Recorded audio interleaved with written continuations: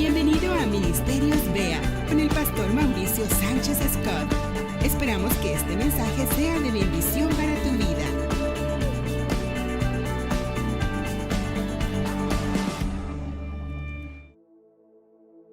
¿Qué le parece que entramos de lleno a la palabra de este día? Vamos a recordar esta historia maravillosa en la cual Jesús devuelve la vista a un hombre ciego de una forma, de un modo muy particular. Vamos a Marcos capítulo 8, verso 22 en adelante.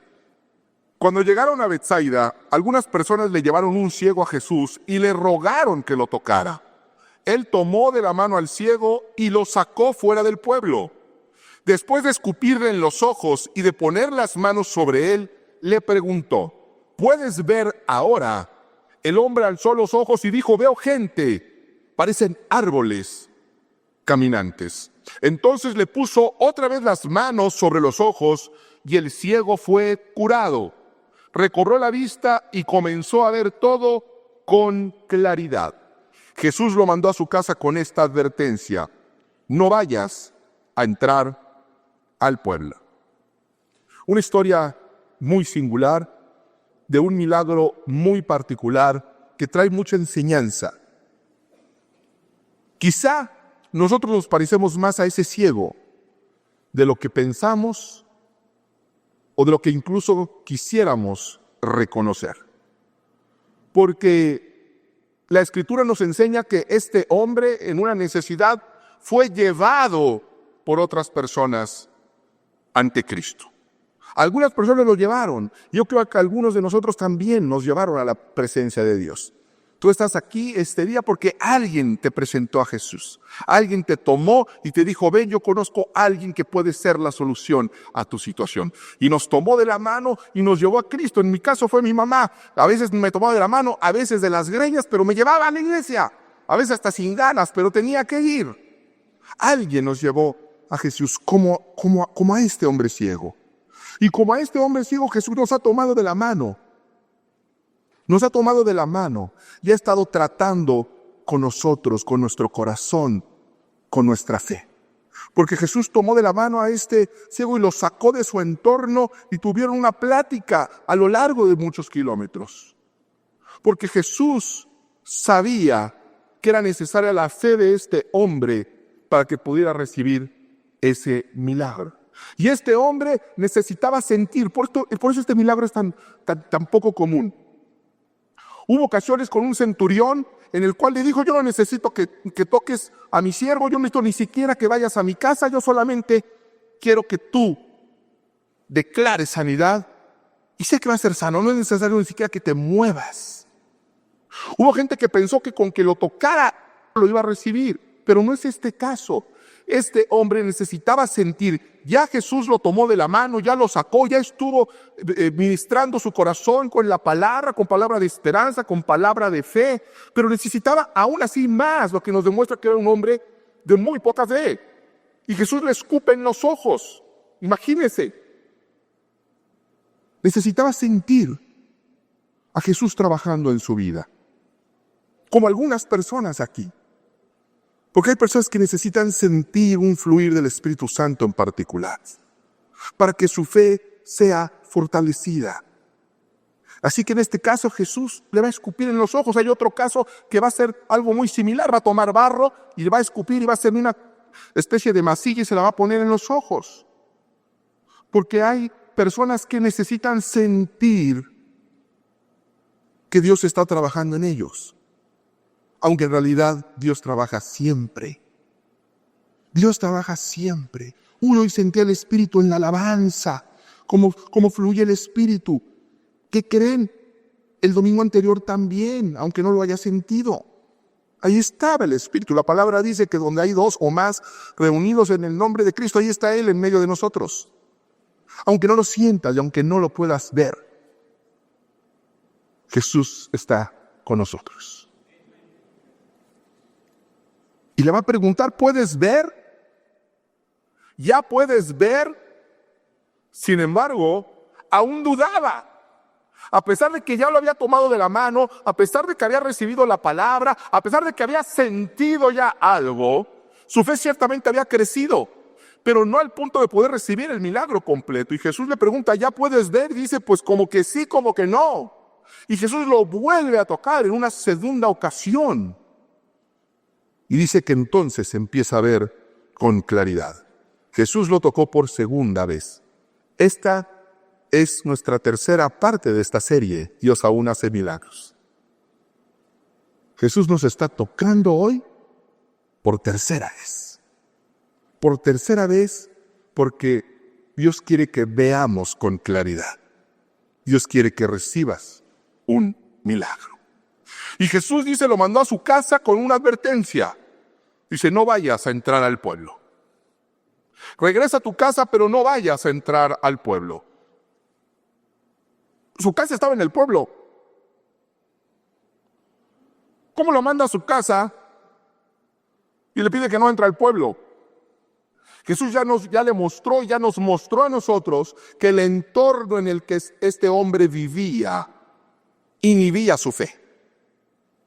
No conocemos de qué trabajaba, no sabemos en qué se desenvolvía, no conocemos cuál es su profesión, no sabemos exactamente qué estaba pasando en su entorno, pero sabemos que el entorno era tan tóxico que Jesús lo toma de la mano y lo separa de ese entorno para poder obrar un milagro en su vida.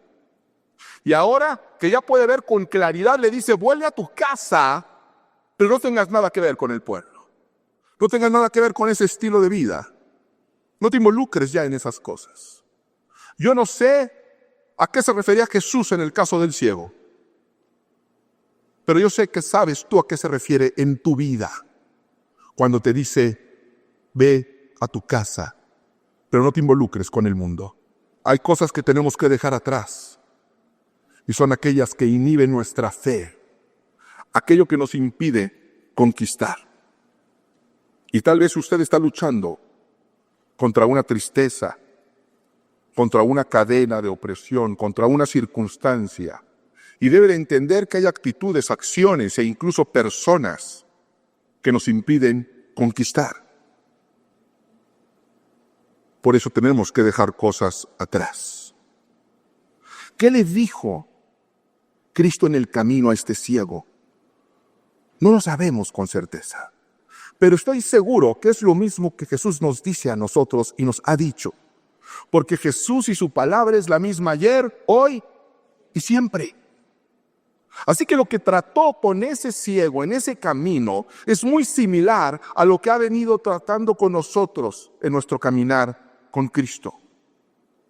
Y esa palabra que Jesús le dio lo llevó a provocar un milagro. Hemos estado hablando de inhibidores, hemos estado hablando de detonadores, hoy voy a hablar de provocadores. Hoy voy a hablar de provocadores, porque a nadie le gustan los provocadores. A nadie le gustan los provocadores. Yo recuerdo que en la escuela mi mamá me advertía, no te juntes con los provocadores, no vayas a caer en la provocación. Ten cuidado de esa mujer que es provocativa. Y hemos convertido la palabra provocadores en una mala palabra. En una palabra con una connotación negativa. Sin embargo, así como existe un orgullo bueno y un orgullo malo, porque el orgullo es malo, ese orgullo que nos vuelve soberbios, que hace que veamos al prójimo como si fueran menos o por encima del hombro. Pero hay un orgullo bueno también, que es el orgullo a nuestra fe, el orgullo a nuestra casa. Hay un orgullo bueno y hay un orgullo malo. De la misma manera existe una provocación mala y una provocación buena. Y para eso te quiero dar el significado de diccionario. ¿Qué significa provocar? Y dice lo siguiente, y lo voy a leer textualmente. Provocar: hacer mediante palabras o actos hostiles que otra persona se enfade y reaccione también de forma hostil. Esta es la definición que nosotros normalmente entendemos como provocar. Hacer que una acción hostil lleve a una respuesta hostil. Alguien se nos cierra en la calle y nos provoca y te bajas y hay pelea, ¿no es cierto? Hay gente que es provocada muy fácilmente en esta cuestión de los cerrones de los automóviles. cae en la provocación. Pero hay otra definición de provocación, que es la que me interesa. Y dice así: producir en una persona cierto estado o sentimiento. Fíjense, producir cierto estado o sentimiento en una persona. Provocar no necesariamente tiene que ser algo negativo.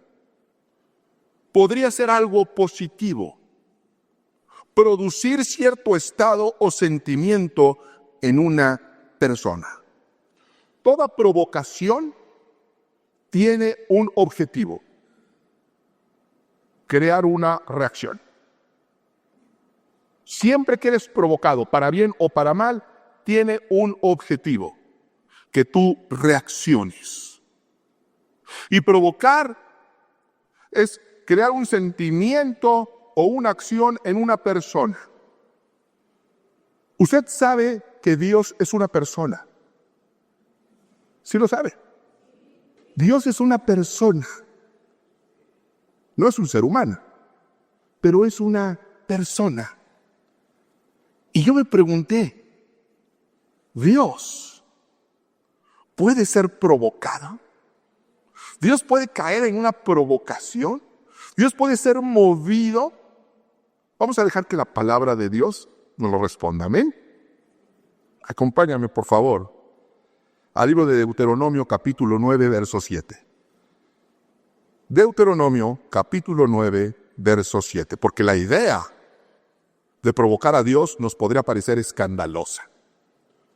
Y recuerden que hay una provocación buena y una provocación mala. Deuteronomio, capítulo 9, verso 7. Y cuando lo tengas decimos amén. Deuteronomio 9:7. Recuerda esto y nunca olvides cómo provocaste la ira del Señor tu Dios en el desierto. Recuerda, no olvides cómo provocaste la ira del Señor tu Dios en el desierto. Dios no se enojó porque sí.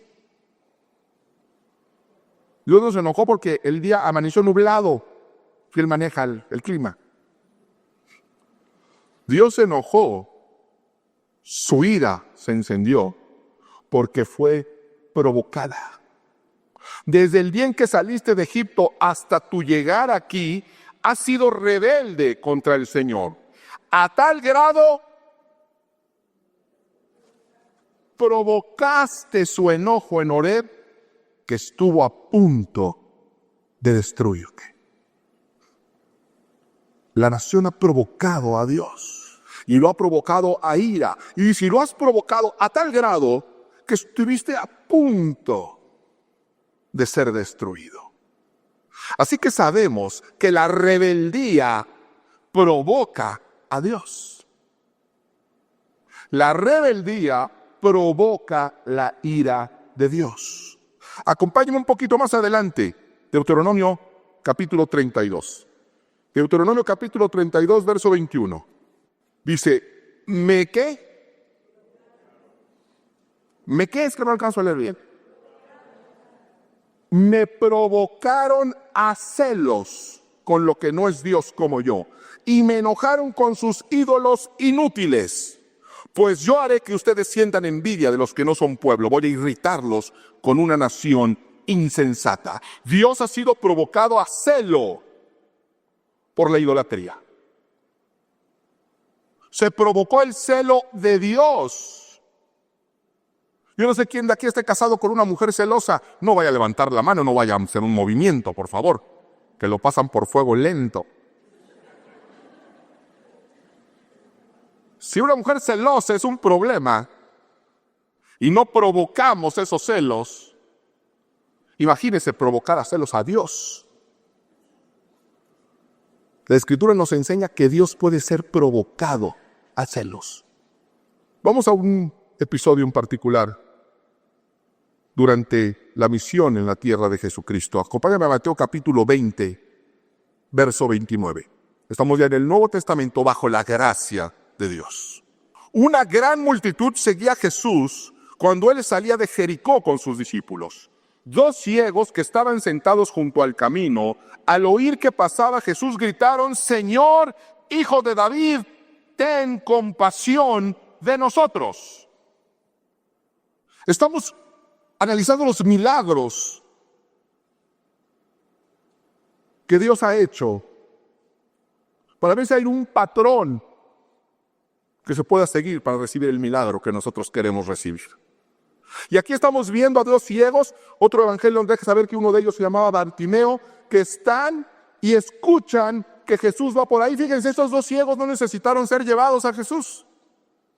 Estos se enteraron que por ahí andaba y empezaron a gritar: Jesús, Hijo de David, ten compasión de nosotros. Jesús estaba saliendo de Jericó. Y Jesús iba a un lugar en particular, y por eso es muy importante saber hacia dónde iba Jesús. Jesús iba hacia Jerusalén, e iba hacia Jerusalén para hacer su entrada triunfal. Esa famosa entrada que seguimos celebrando aún hoy en día, que se conoce como Domingo de Ramos o Domingo de Palmas. Jesús está entrando a Jerusalén para iniciar el fin de su ministerio sobre la tierra. Estaba a días de ser crucificado. Y él necesitaba entrar a Jerusalén de manera profética. Necesitaba entrar de cierta manera y cierto día en el calendario. Era un día muy importante. La Escritura nos hace saber que afirmó su rostro para poder entrar a Jerusalén, porque sabía que iba a entrar en medio del aplauso y de la algarabía del pueblo. Por ese pueblo, unos días adelante, iban a estar gritando: crucifíquenlo, crucifíquenlo. Así que Jesús tiene en mente eso y va dirigido porque no puede detenerse, no puede atrasarse, porque proféticamente tenía que entrar de cierta manera y en cierto día. Así que Jesús lo tiene en mente y está tomando las precauciones para llegar a tiempo a Jerusalén como el Cordero de Dios. Y va en ese camino cuando 2 ciegos empiezan a gritar: Hijo de David, ten compasión de nosotros. La multitud los reprendía para que se callaran. La multitud los reprendía porque había muchas personas. Jesús iba hacia Jerusalén y le dijeron: cállate, no hagas escándalo. El maestro tiene cosas más importantes. Vamos a Jerusalén. Se acerca la Pascua. Dice, pero ellos gritaban con más fuerza: Señor, Hijo de David, ten compasión de nosotros. Y a Jesús le llamó la atención eso. Le llamó la atención 2 personas que en su necesidad, ante la presión social, en lugar de disminuirse, se acrecentaron y gritaron con más fuerza: Señor, Hijo de David, ten compasión de nosotros. Y lo que estos hombres están haciendo al decir Hijo de David, le están dando un título mesiánico. Lo están reconociendo como el Mesías. Porque todo aquel de la tribu de Judá era técnicamente un descendiente de David. Pero la palabra dice que el Mesías vendría como Hijo de David. Así que estos hombres lo están reconociendo como el Mesías. Y Jesús no puede ser ajeno a eso. Y les hace una pregunta: ¿qué quieren que haga por ustedes? Dice: Señor, queremos recibir la vista. Y dice: Jesús se compadeció. Otra versión dice: Jesús fue movido a misericordia. Jesús fue movido y le tocó los ojos, y al instante recobraron la vista y lo siguieron. Jesús va en una misión importantísima, en un día muy importante, hacia Jerusalén, con su visión en la misión. Y sin embargo, hubo 2 ciegos que hicieron que se detuviera y quisieron que se desviara momentáneamente del plan que él tenía. Y lo movieron a misericordia. Porque la actitud de estos hombres provocaron que Jesús se detuviera, que Dios se moviera y fuera hacia ellos, porque ellos no podían ir hacia él.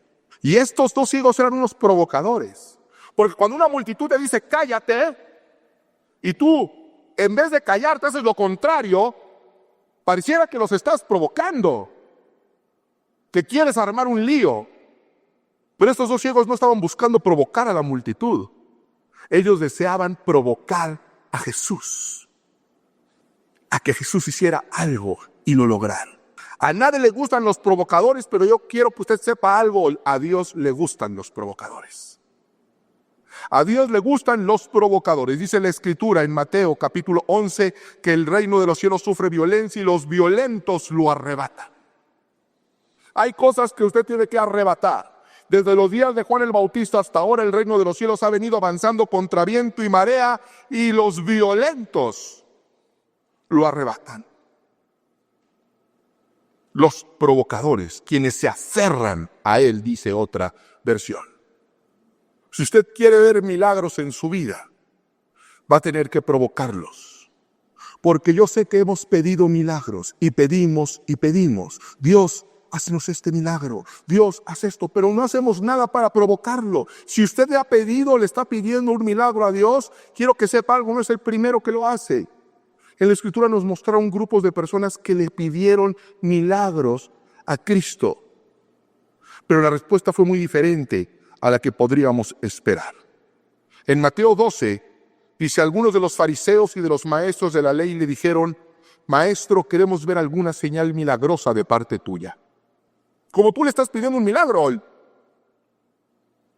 Queremos ver alguna señal milagrosa de tu parte. Eres Dios, eres Señor, eres el Hijo de Dios. Haz un milagro. Jesús contestó, esta generación malvada y adúltera pide una señal milagrosa, pero no le será dada. Jesús no le hizo milagros a todo aquel que se lo haya pedido.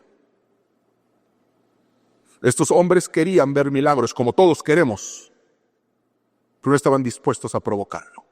Herodes mismo, se nos dice en Lucas 23, que cuando vio a Jesús, Herodes se puso muy contento, se puso feliz de ver a Jesús. Pero ¿saben por qué se puso feliz?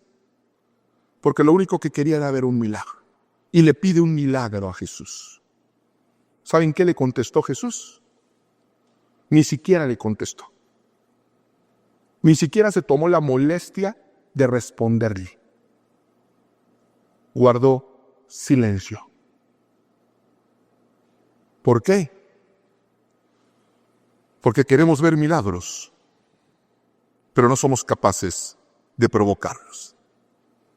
Si usted está esperando un milagro, deje de esperar y provóquelo. Hemos aprendido que la fe es el detonador de los milagros. Pero Santiago nos hace saber que una fe sin acción, una fe sin obras, es una fe muerta en sí misma. Muerta, no sirve. Es que tengo fe, sí, pero no hay acción en ello. No pones a accionar tu fe. ¿Cómo se activa la fe? Cuando por fe usted se pone en una posición donde llama la atención de Dios, donde provoca a Dios, donde solicita una intervención sobrenatural por confiar, por servir o por hacer lo correcto. Si no es por confiar en Dios, si no es por servir a Dios y si no es por hacer lo correcto, no se ponga en esa posición. Pero si usted se pone en una posición donde solamente Dios lo puede sacar, y usted ha llegado a estar ahí por confiar en Dios, por servir a Dios y por seguir las instrucciones de Dios, yo le garantizo que Dios lo va a sacar, que Dios va a actuar. Todos queremos vivir en lo sobrenatural, pero no estamos dispuestos a vivir sobrenaturalmente. Y quiero mostrarte hoy 3 historias de 3 provocadores. Un hombre provocador y 2 mujeres provocativas. Vamos a Primer Libro de Reyes, capítulo 16. Primer Libro de Reyes, capítulo 16. Un periodo muy oscuro en la historia de Israel. Se ha vivido una seguidilla de reyes malignos, de reyes idólatras, paganos, perversos, torcidos. Vamos al punto donde va a llegar a reinar, va a ser rey de Israel, el peor rey que Israel tuvo en su historia. Es en este contexto que se da la historia que vamos a ver. Primer libro de Reyes o primera parte de Reyes, capítulo 16, verso 29. ¿Lo tenemos? En el año 38 de Asa, rey de Judá, Acar, hijo de Omri, ascendió al trono y reinó sobre Israel en Samaria 22 años. Acar, hijo de Omri, hizo lo que ofende al Señor, lo que provoca a Dios, más que todos los reyes que lo precedieron. Como si hubiera sido poco el cometer los mismos pecados de Jeroboam, hijo de Nabat, también se casó con Jezabel, hija de Et-Baal, rey de los Sidonios, y se dedicó a servir a Baal y adorarlo. Erigió un altar en el templo que le había construido en Samaria y también fabricó una imagen de la diosa Aserá. En fin, hizo más para provocar la ira del Señor. Hizo más para provocar la ira del Señor, Dios de Israel, que todos los reyes de Israel que lo precedieron. Y es en este contexto que de una forma súbita, sin ningún tipo de preámbulo, aparece quien sería uno de los más grandes profetas en la nación, Elías. Elías va a aparecer en el siguiente capítulo, en el capítulo 17, y aparece así, sin más ni más, pero aparece haciendo algo verdaderamente formidable. Primera de Reyes, capítulo 17. Está reinando este rey pagano, torcido, maligno, idólatra, y pasamos al capítulo 17.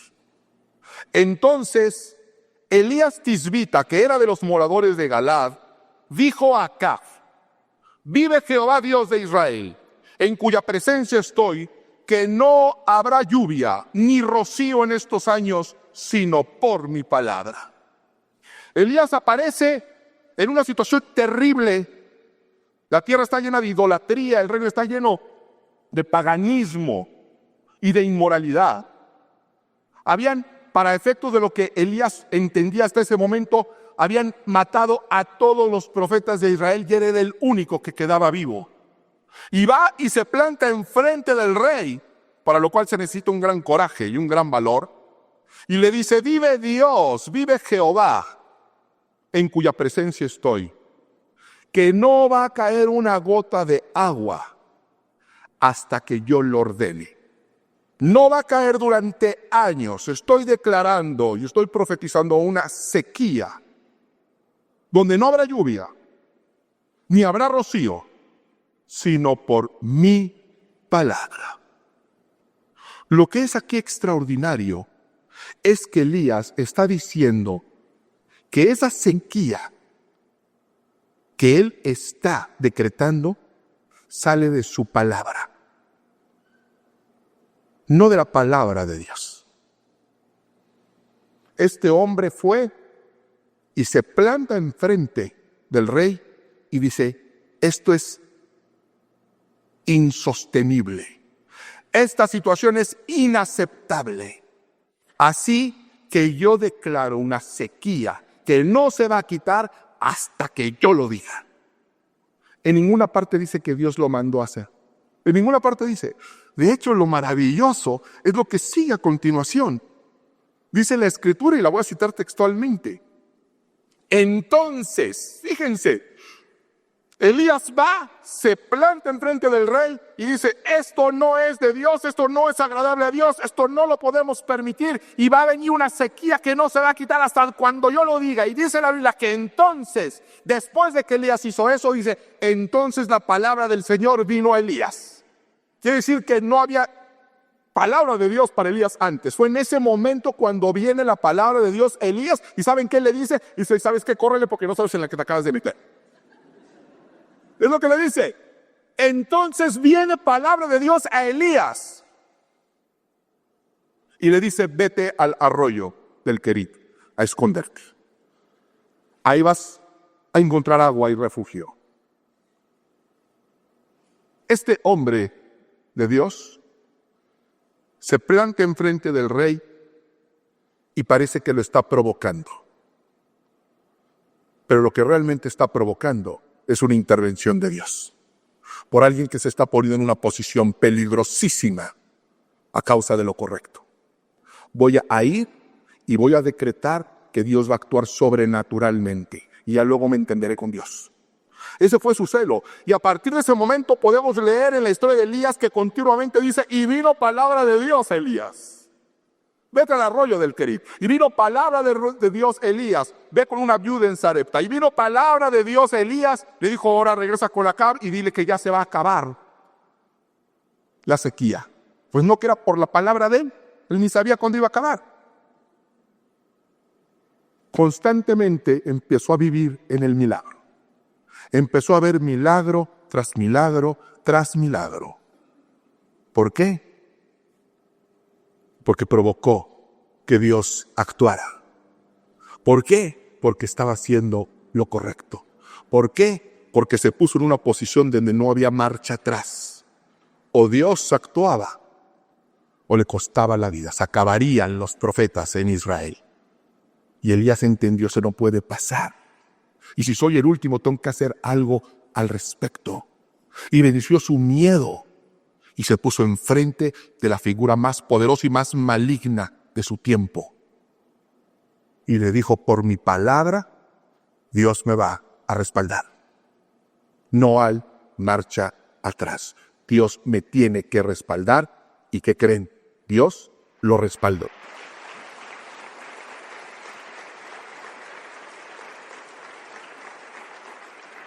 Una mujer provocadora. Lucas capítulo 21, verso 1. Jesús se detuvo a observar y vio a los ricos que echaban sus ofrendas en las alcancías del templo. También vio a una viuda pobre que echaba 2 moneditas de poco valor. Les aseguro, dijo, que esta viuda pobre ha echado más que todos los demás. Todos ellos dieron sus ofrendas de lo que les sobraba. Pero ella, de su pobreza, echó todo lo que tenía para su sustento. En esta historia extraordinaria podemos sacar 2 enseñanzas maravillosas. La primera, Dios ve lo que echas en el alfolí, ¿eh? Fíjense, dice que Jesús se puso a ver. Y se pone a ver lo que está en las ofrendas y ve a los fariseos y a los hombres ricos echando cantidades considerables. Pero ve a una viuda pobre que echa 2 moneditas prácticamente sin valor. Y eso mueve a Jesús. Yo creo que la verdadera enseñanza y la riqueza de este texto está en lo que está haciendo esta mujer, que es provocar un milagro. Porque fíjense, la ley marcaba que había que dar el 10%. Pero dice que esta viuda pobre echó todo lo que tenía para su sustento. Si hubiera echado, tenía 2 moneditas. Si hubiera echado una monedita, estaría dando el 50% de lo que se establecía en la ley como ofrendas, lo cual era muchísimo más. Pero esta mujer no dio el 50%, dio el 100%. Dio todo lo que tenía para su sustento. ¿Saben qué quiere decir eso? Que saliendo del templo, ella no tenía que comer. Ella no iba a tener que cenar. Al otro día no iba a tener que desayunar.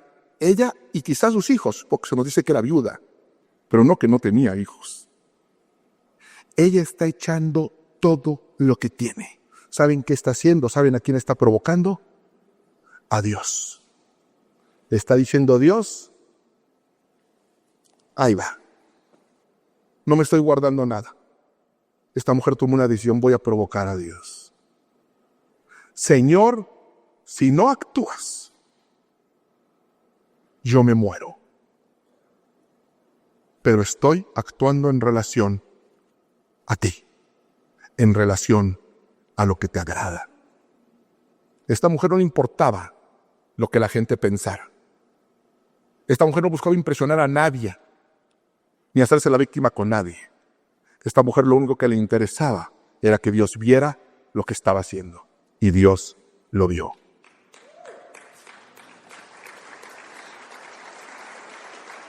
Éxodo capítulo 2. Éxodo capítulo 2, versículo 1. Hubo un levita que tomó por esposa a una mujer de su propia tribu. La mujer quedó embarazada y tuvo un hijo, y al verlo tan hermoso, lo escondió durante 3 meses. Cuando ya no pudo seguir ocultándolo, preparó una cesta de papiro, le embadurnó con brea y asfalto, y poniendo en ella al niño, fue a dejar la cesta entre los juncos que había a la orilla del Nilo. Esta mujer tiene que entregar a su hijo, pero lo ve tan hermoso. Yo no sé si realmente Moisés era tan hermoso. Todas las mamás ven hermosos a sus hijos, tampoco no. ¿Sí? Dice, pero cuando lo ve tan hermoso, dice, no.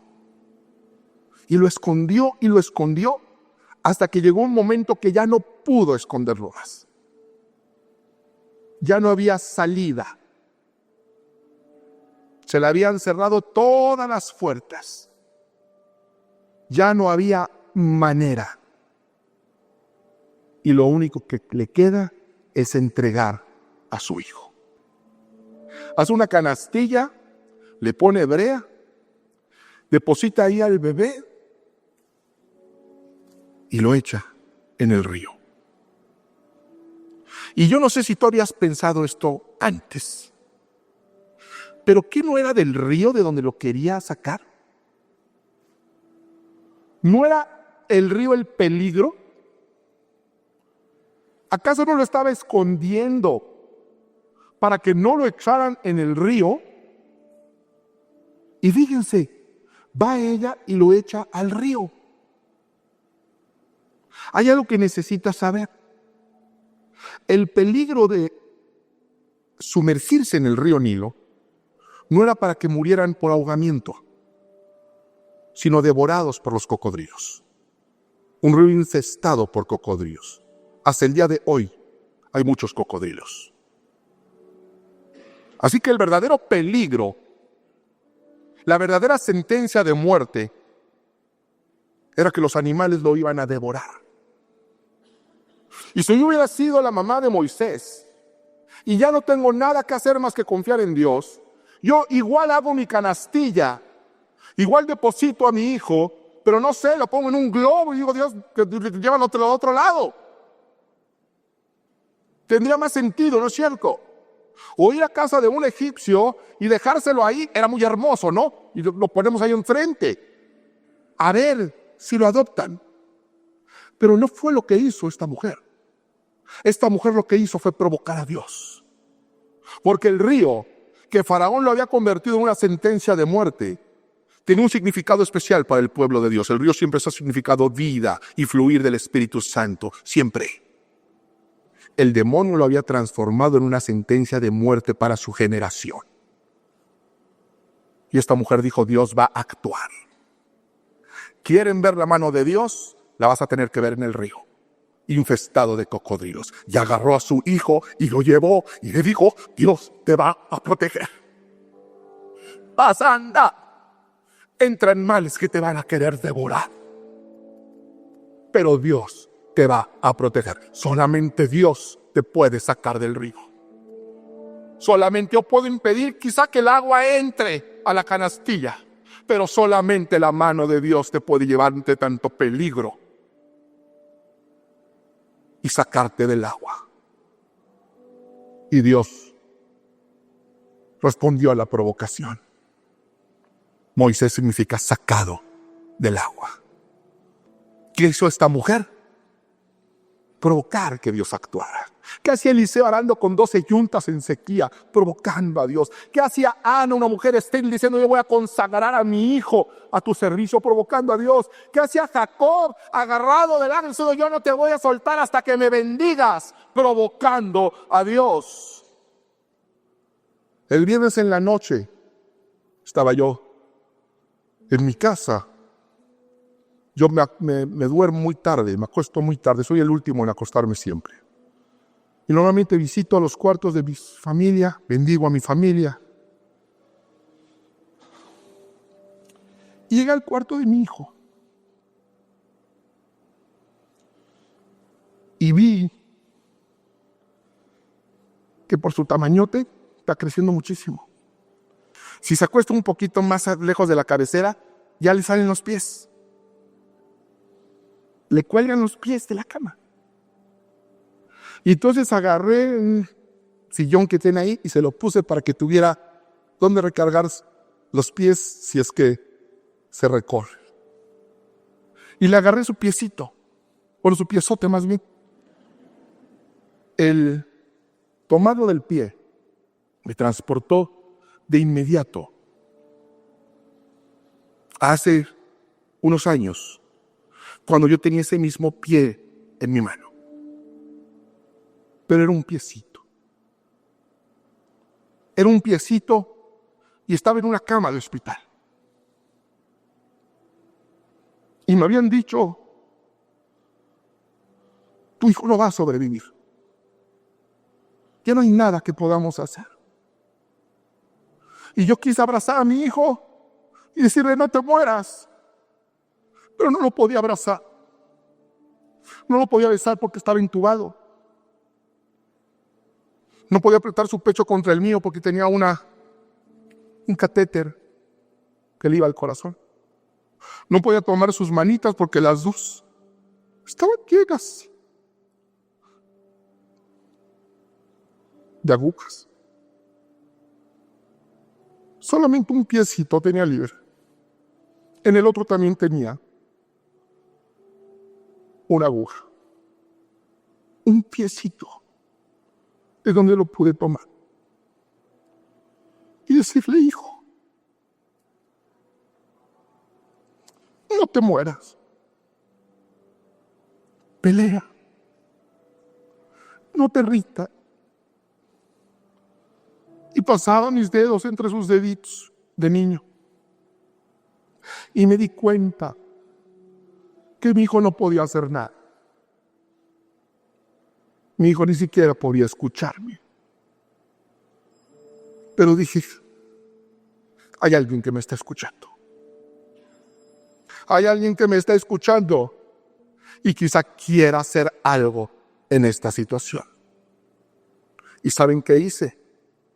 Me postré y le dije al Señor, Señor, si tú obras un milagro en la vida de mi hijo,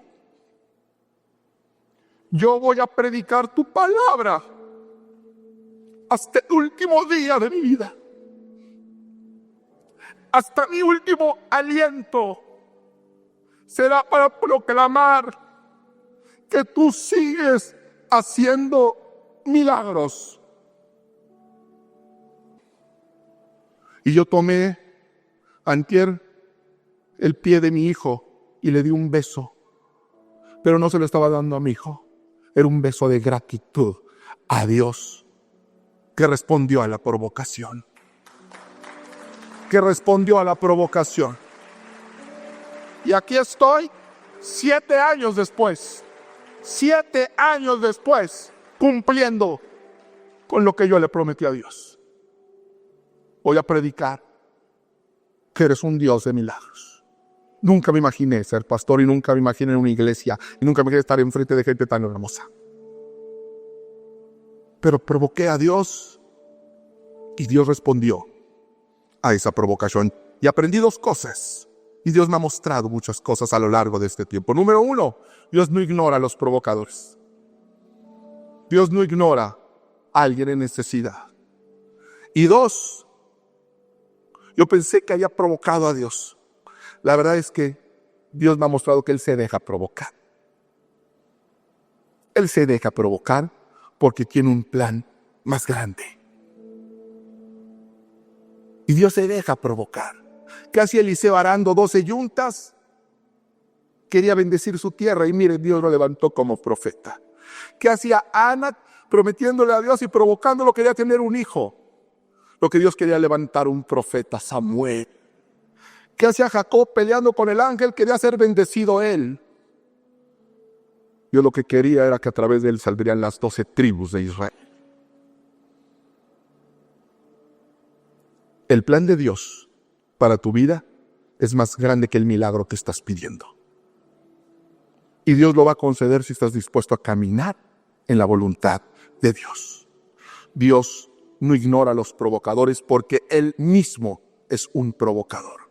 El gran provocador es Dios.